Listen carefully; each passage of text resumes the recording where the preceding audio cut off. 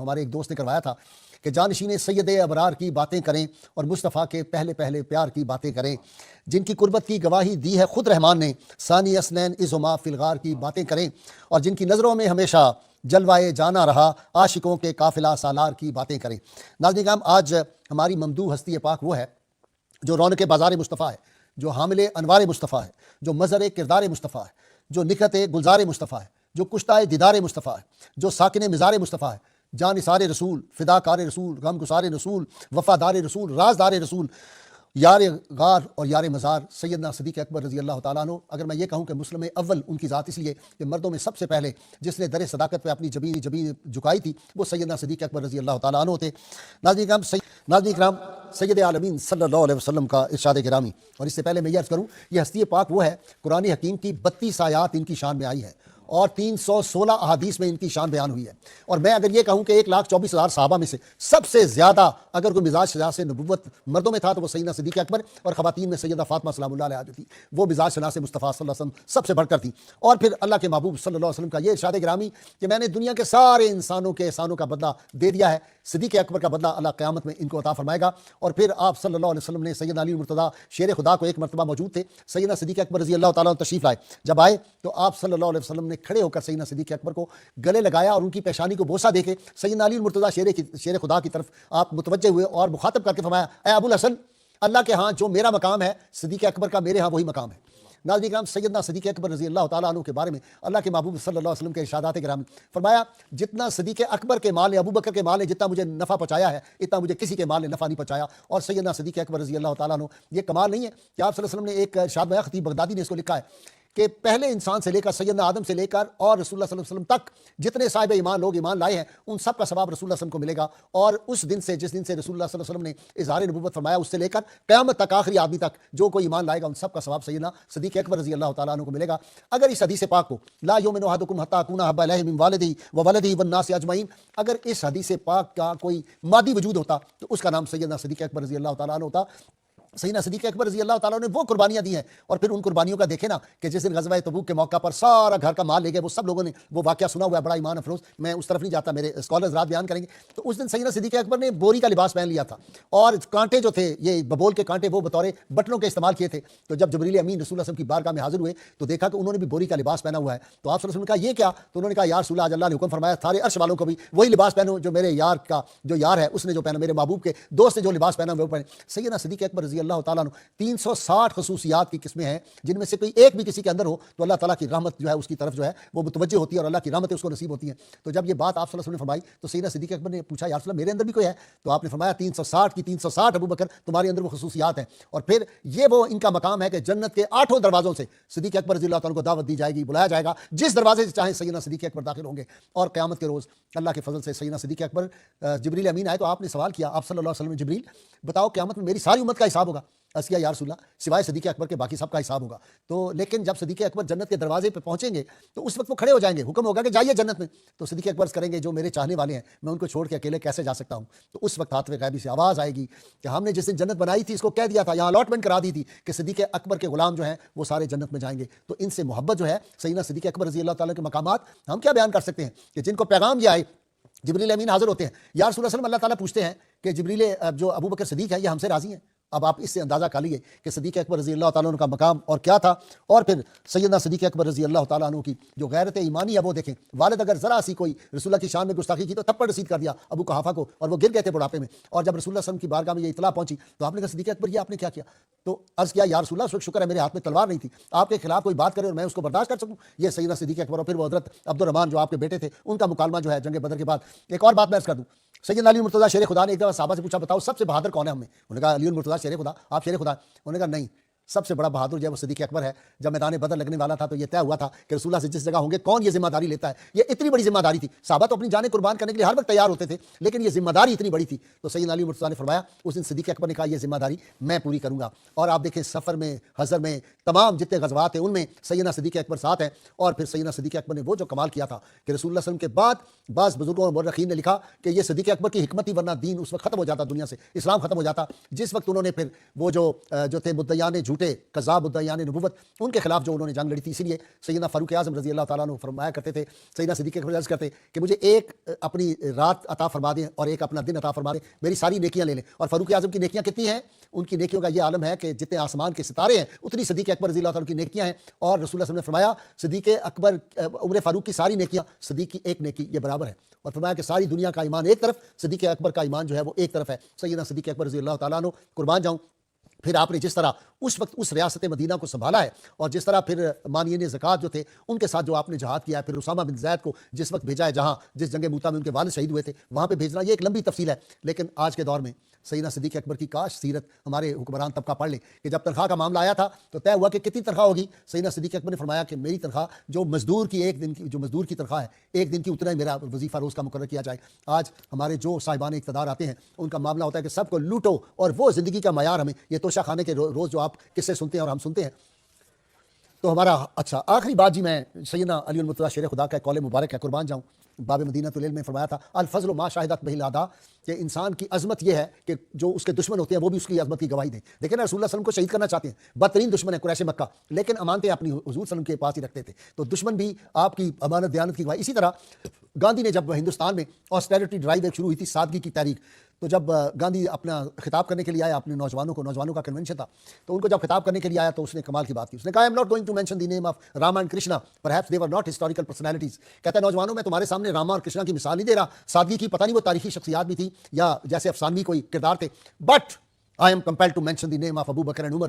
Though they were masters of vast empires, but they lived a life of pauper. کہتا ہے میں مجبور ہوں سادگی کی بات کرتے ہوئے کہ ابو بکر صدیق اور عمر فاروق کا نام لوں، کہ اگرچہ وہ بہت بڑی سلطنت کے حکمران تھے، زندگی ایک فقیر کی گزاری، ایک مزدور کی زندگی گزاری ہے آج کے دور میں. اس لیے ہمارے نظام تعلیم میں ہمارے بڑوں کو سیدنا صدیق اکبر جو ہے وہ نہیں پڑھایا جاتا، اس لیے کہ یہ پڑھیں تو پھر یہ جو محلات شاہی ہیں کہ جی 20 منزلہ 10 منزلہ وزیر اعظم ہاؤس ہوتا ہے، وزیر اعظم ہاؤس کا خرچہ جو ہے وہ غریبوں کے خون سے پورا کیا جاتا ہے. اس ملک میں اللہ تعالیٰ کرے کہ کوئی فاروق اعظم، کوئی سیدنا ابو بکر صدیق، کوئی علی المرتضیٰ شیر خدا کا غلام اس ملک میں آ جائے، ہمارے سارے مسئلے حل ہو جائیں. میں اپنے مہمانوں کا تعارف کرا دوں. آج کا ہمارا محسن اسلام سیدنا صدیق اکبر رضی اللہ تعالیٰ عنہ. میرے پہلے مہمان عربی زبان و ادب کے استاد ہیں، باکمال شاعر ہیں اردو اور عربی کے، پروفیسر ڈاکٹر مجاہد احمد صاحب میرے مہمان بنتے رہتے ہیں. میرے دوسرے مہمان نقشبندی بہت بڑی خانقاہ پاکستان کی حضرت شیر ربانی میاں شیر محمد شفیع رحمۃ اللہ علیہ کے خانوادہ سے آپ کا تعلق ہے، نوجوان اسکالر پروفیسر میاں مستفید احمد نقشبندی، آپ بھی میرے مہمان بنتے رہتے ہیں. میرے تیسرے مہمان کون نہیں جانتا، ادب و عجم جانتے ہیں، نوجوان اسکالر اور ہماری مستقبل کی نوجوان نسل سے جو امیدیں وابستہ ہیں ان کے سرخیل جو ہیں حضرت میرا حسین زنجانی رحمۃ اللہ علیہ کے اکلوتے سجادہ نشین جناب پروفیسر سید فہد علی کاظمی صاحب اکثر میرے مہمان ہوتے ہیں. اور تھوڑی دیر میں مجھے جوائن کریں گی پروفیسر نورید فاطمہ صاحبہ، ان کی آپا جان، ان کی خالہ فوت ہو گئی ہیں تو وہ وہاں پہ مصروف ہیں. اور میرے جو اگلے مہمان ہوں گے ساتھ وہ ہیں پروفیسر حافظ ناصر محمود صاحب، وہ بھی مجھے تھوڑی دیر میں جوائن کرنے والے ہیں. میں ابتدا کر رہا ہوں ڈاکٹر مجاہد احمد سے. جی ڈاکٹر صاحب. بسم اللہ الرحمن الرحیم. بالکل آپ نے بجا فرمایا آغاز میں، حضرت ابو بکر صدیق رضی اللہ تعالیٰ عنہ کی عظمت، مقام اور قدر و منزلت وہ ہے جسے سن کر نبی کریم صلی اللہ علیہ وآلہ وسلم بھی خوش ہوتے ہیں اور مسرت کا اظہار فرماتے ہیں. ایک بار حضرت نبی مکرم صلی اللہ علیہ وآلہ وسلم نے حضرت حسان بن ثابت رضی اللہ عنہ سے فرمایا اے حسان کیا آپ نے حضرت ابو بکر کی منقبت میں کچھ کہا ہے؟ حضرت حسان نے عرض کیا جی یا رسول اللہ صلی اللہ علیہ وسلم میں نے کچھ اشعار لکھے ہیں. نبی کریم صلی اللہ علیہ وآلہ وسلم نے فرمایا کہ سنائیے. اب حضرت حسان بن ثابت رضی اللہ عنہ حضرت ابو بکر صدیق کی منقبت بارگاہ رسالت مآب میں یوں پیش کرتے ہیں، کہتے ہیں کہ الثانی التالی المحمود مشہدہ، یہ وہ ہیں جو ثانی اثنین ہیں، یہ وہ ہیں جو نبی کریم صلی اللہ علیہ وسلم کے ساتھ ساتھ رہتے ہیں، اور یہ وہ ہیں جن کا مقام محمود ہے یعنی قابل تعریف ہیں جہاں بھی رہیں. اور پھر کہتے ہیں وَأَوَّلُ النَّاسِ مِنْهُمْ صَدَقَ الرُّسُلَ، اور یہ وہ ہیں کہ جنہوں نے سب سے پہلے رسولوں کی تصدیق کی ہے. اور پھر اگلے شعر میں کہتے ہیں کہ ثانی اثنین فی الغار المنیف وقد طاف العدو به اذ صعد الجبل، یہ وہ ہیں جو ثانی اثنین ہیں جب غار میں نبی کریم صلی اللہ علیہ وسلم داخل ہوئے تو یہ پہلے داخل ہوئے اور دشمن جو ہے وہ غار کے ارد گرد جو ہے وہ چکر لگا رہے تھے. تو یعنی یہ حضرت حسان نے اشعار بارگاہ رسالت مآب میں جب پیش کیے تو روایت میں آتا ہے کہ نبی کریم صلی اللہ علیہ وآلہ وسلم کا چہرہ مبارک جو تھا اس پہ تبسم جو ہے وہ مچلنے لگا اور آپ صلی اللہ علیہ وآلہ وسلم نے ارشاد فرمایا قد احسنت یا حسان. پھر فرمایا ایک روایت میں ہے قد صدقت یا حسان، کہ حسان آپ نے بالکل سچ کہا ہے. دوسری روایت میں کہ حسان آپ نے خوب کہا ہے.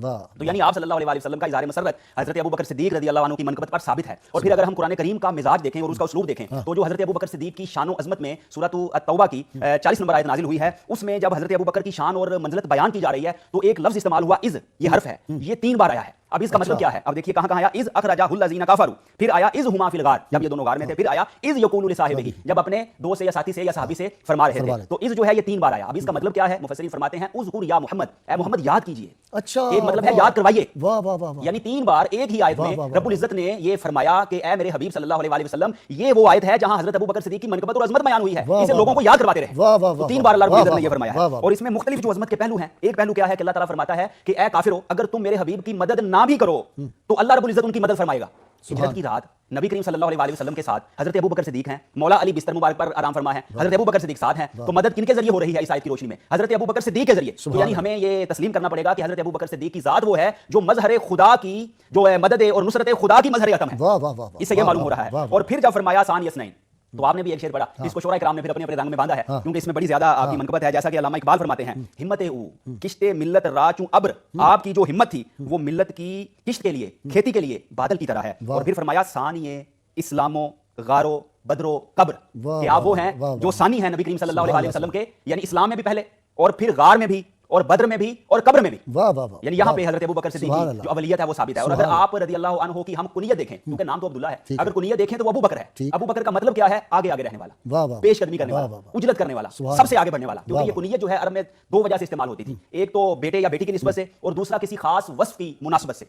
جیسے ابو لہب ہے تو شعلے جیسے چہرے والا، ابو جہل جہالت والا، یعنی وہ باپ کے مطلب میں نہیں، بعض لوگ وہ ترجمہ کر لیتے ہیں. تو حضرت ابوبکر کا جو کنیت ہے وہ بھی آپ کی ذات میں اس کا ہمیں ظہور کامل نظر آتا ہے. اب دیکھیے وہ کیسے مختلف تاریخی روایات اور سیرت کی کتابوں سے جو میں نے نچوڑ نکالا ہے وہ میں عرض کرنا چاہتا ہوں کہ بکرا کا جو لفظ ہے بکرا، یہ صبح کو کہتے ہیں لغت کی روشنی میں، اور بکیر جو ہے یہ موسم بہار کی پہلی بارش کو کہتے ہیں، اور جو بکیرہ ہے یہ کسی درخت کے پہلے پھل کو کہتے ہیں. تو سب معنی کی روشنی میں اب نتیجہ کیا نکلا کہ اسلام کے موسم بہار کی پہلی بارش ابوبکر، شجر اسلام کا پہلا تیار شدہ پھل ابوبکر صدیق ہے، شمع نبوت کی پہلی تابندہ کرن ابوبکر صدیق ہے، آفتاب رسالت کی پہلی تاباں شعاع جو ہے ابوبکر صدیق ہیں، کوہ سینا کے اول کلیم ابوبکر صدیق ہیں، اور اعلانیہ دعوت اسلام کے خطیب اول ابوبکر صدیق ہیں، دخول غار ثور میں اولیت کے حامل ابوبکر صدیق ہیں، مشاہدہ خداوندی میں اولیت رکھنے والے ابوبکر صدیق ہیں، ختم نبوت کے محافظ اول امت میں ابوبکر صدیق ہیں، تصدیق معراج کرنے والے ابوبکر صدیق ہیں، لقب خلیفہ پانے والے سب سے پہلے ابوبکر صدیق ہیں، جمع قرآن میں اولیت کے حامل ابوبکر صدیق ہیں، اور بعد وصال مصطفیٰ قرب مصطفی جن کو قبر میں ملا اس میں اولیت کے حامل حضرت ابوبکر صدیق ہیں. اور پھر یہ ایک اور کمال کی بات آیت کی روشنی میں دیکھیے کہ یہ قربت کا کیا عالم ہے جو نبی کریم صلی اللہ علیہ وسلم کی میت اور صحبت اور آپ کو نزدیکی اور قرب ملا، اس کا مقام کیا ہے؟ اللہ رب العزت نے 2 لفظ استعمال فرمائے، ایک ہما، دونوں جی اذ ہما، اور پھر ہے معنا لا تحزن ان اللہ معنا، غم نہ کیجیے اللہ ہمارے ساتھ ہے. یہ جو نا ہے، نا اس میں ذات رسالت بھی ہے اور ذات صداقت بھی ہے، یہ دونوں اس میں جمع ہو گئے. اب جب اللہ رب العزت نے دونوں کو جمع فرما دیا ہے تو کس کی طاقت ہے کہ ان کو جدا کرے؟ یہ ہے ہما کا مطلب اور یہ ہے معنا کا مطلب. سبحان اللہ. جی صاحبزادہ صاحب. بسم اللہ الرحمن الرحیم. بہت شکریہ قبلہ غازی صاحب. سیدنا صدیق اکبر رضی اللہ تعالیٰ عنہ آپ وہ ذات ہیں کہ اللہ تعالیٰ نے قرآن کریم میں جن ناموں کے ساتھ یا جن الفاظ کے ساتھ آپ کو یاد کیا ہے کسی اور ہستی کو ان الفاظ کے ساتھ نہیں یاد کیا گیا. جیسا کہ پہلے بھی بیان ہوا کہ ثانی اثنین، ایک یہ ایسے الفاظ ہیں کہ جو کسی اور کے بارے میں نہیں استعمال ہوئے. ایک اور مقام پر اللہ تعالیٰ نے فرمایا وَسَيُجَنَّبُهَا الْأَتْقَى، کہ تقوی میں سب سے زیادہ مقام رکھنے والے وہ بھی سیدنا صدیق اکبر رضی اللہ تعالیٰ عنہ ہیں. اور تیسرا جو آپ کا صدیق کا لقب ہے، اللہ تعالیٰ نے فرمایا والذی جاء بالصدق وصدق بہ، کہ جو سچ لے کر آیا اور جس نے تصدیق کی وہی متقین میں سے ہیں. تو سیدنا ابوبکر صدیق رضی اللہ تعالیٰ عنہ آپ کا جو یہ لقب ہے صدیق، یہ وہ آپ کا مقام اور مرتبہ بھی ظاہر کرتا ہے کہ صوفیاء کے ہاں جب کوئی انسان روحانی منازل اور مراتب کو طے کرتے کرتے جب آخر تک پہنچ جاتا ہے، اللہ کے قرب کے آخری درجے پر پہنچ جاتا ہے، تو اس کو صدیق کہتے ہیں. اور اللہ تعالیٰ نے تمام صدیقین کا امام سیدنا ابوبکر صدیق رضی اللہ تعالیٰ عنہ آپ کو فرمایا اور یہ بتایا کہ جب کوئی مسلمان نیکیاں کر کر کے جب اللہ کی بارگاہ میں انعام لیتا ہے تو اس کو ملتا کیا ہے؟ اس کو ملتا یہ ہے کہ جب کوئی شخص اللہ اور اس کے رسول کی اطاعت کرتا ہے تو اطاعت کا صلہ اللہ تعالیٰ کیا فرماتا ہے، کیا عطا فرماتا ہے کہ اس کو نبیوں کی معیت عطا فرماتا ہے اور صدیقین کی معیت عطا فرماتا ہے.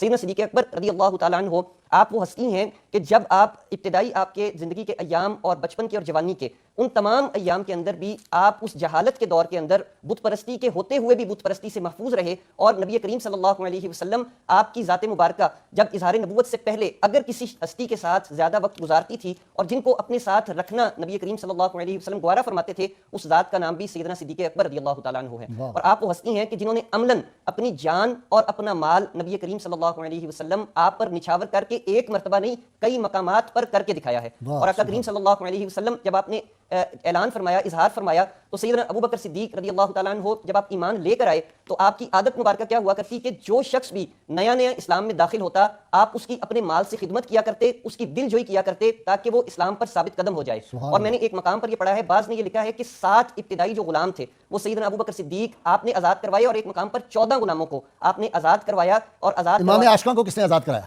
بالکل, اور جن کے بارے میں سیدنا عمر فاروق آپ فرماتے ہیں کہ یہ وہ ہیں کہ بلال وہ ہیں کہ جو سیدنا صدیق اکبر کی ایک نیکی ہیں, تو جن کی ایک نیکی بلال ہے, ان کی ذات, ان کے مقام اور مرتبے کا عالم کیا ہوگا. سیدنا صدیق اکبر جب آپ یہ آزاد کروایا کرتے نا, تو جب آپ نے سیدنا بلال حبشی کو آزاد کروایا تو مکہ والے کہنے لگے کہ اتنا دولت اس کے عوض دیا اس نے, اور ایک غلام بھی دیا, ضرور کالی رنگت والا غلام اور گورا دے کے کالا لیا, ساتھ پیسے بھی دیے, اتنے پیسے دیے تو ضرور اس نے کوئی نہ کوئی مفاد اس کا ہوگا. اب اس کا جواب اور کسی نے نہیں دیا, آپ نے خود بھی نہیں دیا, بلکہ اللہ تعالیٰ نے قرآن کریم میں اس کا جواب دیا کہ وَمَا لِأَحَدٍ عِندَهُ مِن نِعْمَةٍ تُجْزَىٰ إِلَّا ابْتِغَاءَ وَجْهِ رَبِّهِ الْأَعْلَىٰ, کہ کسی ذاتی مفاد, کسی مالی مفاد کے تحت اس ابو بکر نے یہ کام نہیں کیا, بلکہ اس نے صرف اور صرف اللہ اور اس کی رسول کی رضا کے لیے یہ کام کیا ہے. اور پھر ایک مقام پر نہیں, ایک اور مقام پر جب مدینہ شریف کے اندر جب وہ یہودی والا واقعہ ہوا کہ آپ نے اس کو تھپڑ رسید کیا اور وہ مقدمہ نبی کریم صلی اللہ علیہ وسلم کی بارگاہ میں آیا, اس وقت بھی اللہ تعالیٰ نے آپ کے کردار کی بھی گواہی دی اور آپ کے موقف کی تائید بھی کی کہ لقد سمع اللہ قول الذین قالوا ان اللہ فقیر ونحن اغنیاء, کہ اللہ تعالیٰ یہ بات بیان فرماتا ہے کہ جو ابو بکر فرما رہے ہیں وہ بالکل درست فرما رہے ہیں. تو سیدنا ابو بکر صدیق رضی اللہ تعالیٰ عنہ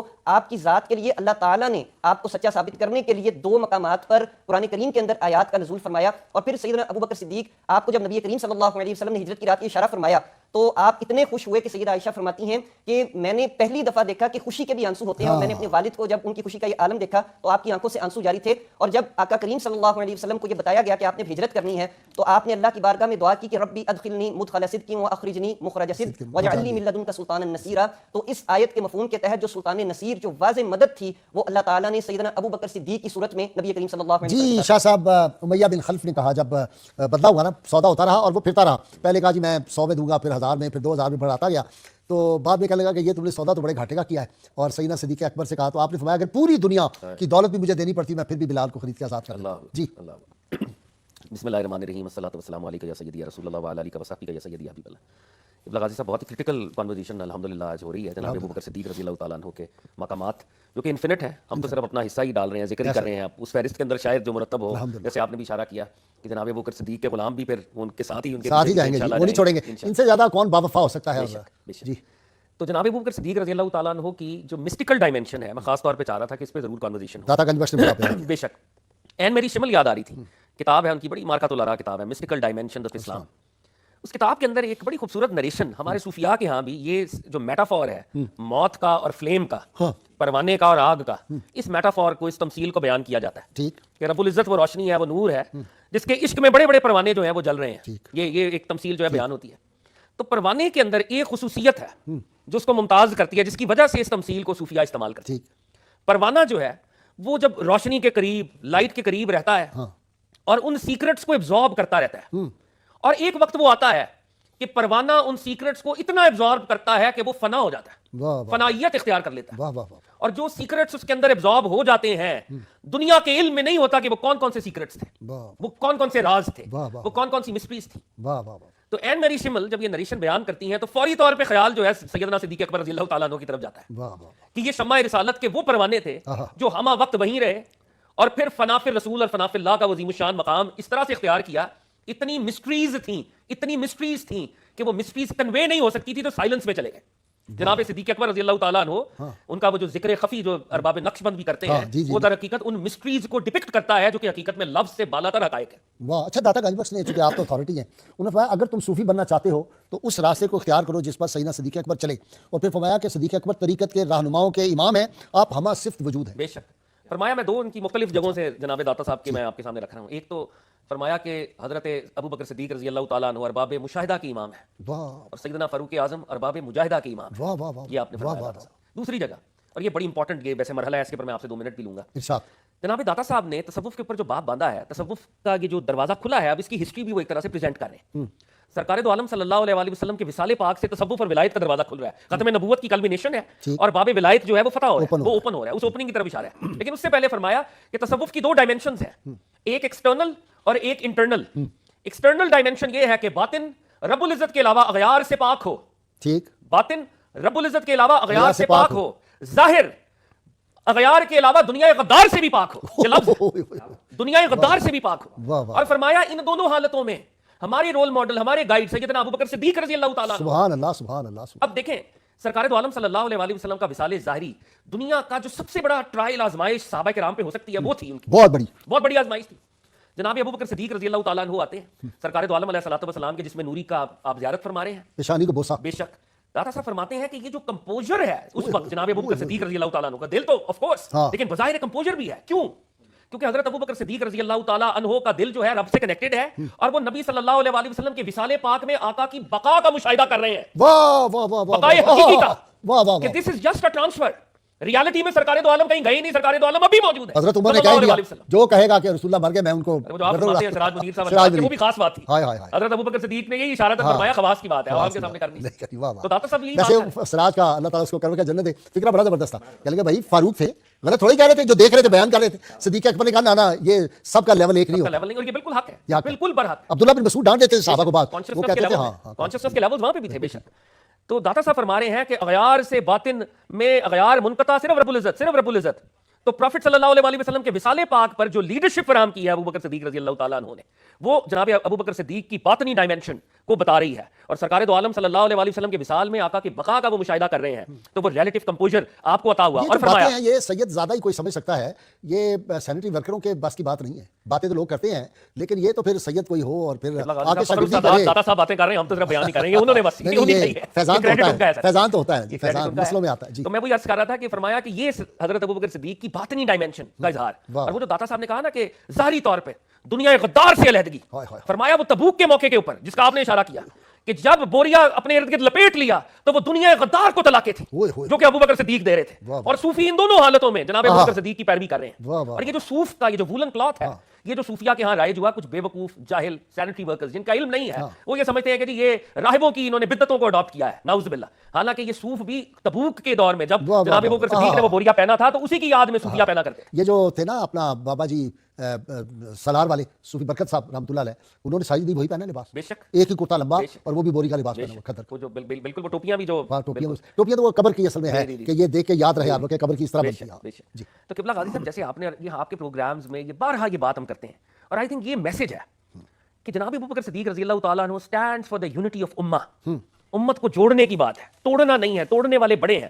تو آپ کی اجازت سے میں ایک فقرہ جناب صدیق اکبر کا جو کہ بڑا اہم ہے، جو آپ کی محبت اہل بیت ہے علیہم السلام اجمعین، اس کو ابن عساکر نے ریکارڈ کیا. جی میں آپ کی گفتگو قطع کلامی کر رہا ہوں. مجاہد صاحب جو ہمارے پاس تھوڑی دیر کے لیے جانا ہے ان کو. جی مجاہد صاحب آپ کی طرف آ جاتے ہیں. جی جو قبلہ محترم شاہ صاحب نے جہاں سے بات چھوڑی ہے میں چاہتا ہوں اب اس کو آگے بڑھاؤں. محبت اہل بیت کے حوالے سے تھوڑا سا میں اور اس کو آگے بڑھانا چاہوں گا کہ حضرت ابو بکر صدیق رضی اللہ عنہ کی منقبت اور عظمت حضرت ابو طالب علیہ السلام نے بھی بیان فرمائی ہے. اچھا جی ان کا جو دیوان ہے اس میں ایک شعر ہے جو میں نے پڑھا کہ جب وہ موقع تھا شب ابی طالب کا تو اس وقت کچھ لوگ کوشش کر رہے تھے کہ یہ جو معاہدہ اس کو ختم کیا جائے قریش میں سے. تو حضرت ابو طالب نے ان کی شان میں قصیدہ لکھا. ان میں سے ایک شخص تھا سہل بن بیضاء، اس کو مخاطب کیا اور وہ کہتے کیا ہیں، شعر سماعت فرمائیے گا. کہتے ہیں کہ ہم رجعوا سہل بن بیضاء رادیاً، پھر وہ لوگ واپس آئے سہل بن بیضاء کے ساتھ راضی ہو کر، مطلب مان کر. اور آگے کیا ہوا جب یہ معاہدہ ختم ہوا تو کیا ہوا، وسر ابو بکر و محمد. اس معاہدے کے ختم ہونے سے محمد مصطفیٰ بھی خوش ہوئے اور حضرت ابو بکر بھی خوش ہوئے. تو یعنی یہ معلوم کیا ہوا کہ شب ابی طالب میں بھی حضرت ابو بکر صدیق نبی کریم کے ساتھ موجود تھے. تو میت کا فلسفہ میں کر رہا تھا، ساتھ موجود تھے اور پھر حضرت ابو طالب نے ان کا ذکر کیا. تو یہ ہے درس محبت جو ان ہستیوں کے آپس میں جو ہے باہمی تعلقات ہے. اور پھر ایک بڑی اہم بات اور میں عرض کرنا چاہ رہا تھا، معراج کے موقع پر جب کچھ لوگ حضرت ابو بکر صدیق کے پاس آتے ہیں اور خاص طور پر ابو جہل، اس نے کہا کہ اگر کوئی شخص یہ کہے کہ میں گیا اور آ گیا واپس آسمانوں سے رات بھر میں، رات کے کچھ حصے میں مان جائیں گے. انہوں نے کہا، فرمایا کہا کس نے؟ کہا آپ کے وہی دوست کہتے ہیں. تو فرمایا پھر میں مانتا ہوں، میں تسلیم کرتا ہوں، کیونکہ ان کے کہنے پر تو میں نے آسمانی خبروں کی بھی تصدیق کی ہے، اللہ کے وجود کو بھی مان لیا. یہ تو بڑی چھوٹی بات ہے. یہاں پر ایک بہت بڑا میں لمحہ فکریہ بھی عرض کرنا چاہتا ہوں، وہ یہ ہے کہ اب ہمارے ہاں دو انتہائیں پائی جاتی ہیں. ایک انتہا یہ ہے کہ ہر روایت کی فلاں کتاب میں آگے قبول کر لو، چاہے وہ ناموس رسالت کے خلاف ہے. ہم یہ نہیں دیکھتے کہ کس کتاب میں آئی ہے. رسول اللہ صلی اللہ علیہ وسلم کی عظمت سے جو کوئی ٹکراتا ہو قول کسی کا بھی ہو اس کو پھینک دے. جی میں یہ عرض کرنے لگا تھا، ہم یہ نہیں دیکھتے کہ وہ روایت کس کتاب میں ہے جو ناموس رسالت سے ٹکراتی ہے، خلاف ہے. ہم یہ دیکھتے ہیں کہ اللہ کی کتاب میں یہ آیا ہے وَتُعَزِّرُوهُ وَتُبَقِّرُوهُ، ان کی عظمت بیان کرتے رہو، ان کا احترام کرتے رہو. تو جو بھی احترام کے خلاف ہے وہ قرآن کا اسلوب ہے کہ ہم ٹھکرا دیں گے. اور دوسری انتہا کیا پائی جا رہی ہے کہ ہر روایت جس میں نبی کریم صلی اللہ علیہ وسلم کی عظمت، وہ ایک گروہ کہتا ہے ضعیف ہے، جی فلاں راوی تھا حافظہ یہ وہ کمزور. تو حضرت ابو بکر صدیق نے کن کی روایت قبول کی؟ شان مصطفیٰ میں. راوی کافر ہیں لیکن عظمت مصطفیٰ کی بات ہے اور قرآن و سنت سے نہیں ٹکراتی. حضرت ابو بکر صدیق نے قبول کر لی. سبحان اللہ. بہت شکریہ ڈاکٹر صاحب آپ کا بھی. صاحب آپ تو ہمارے ساتھ ہیں.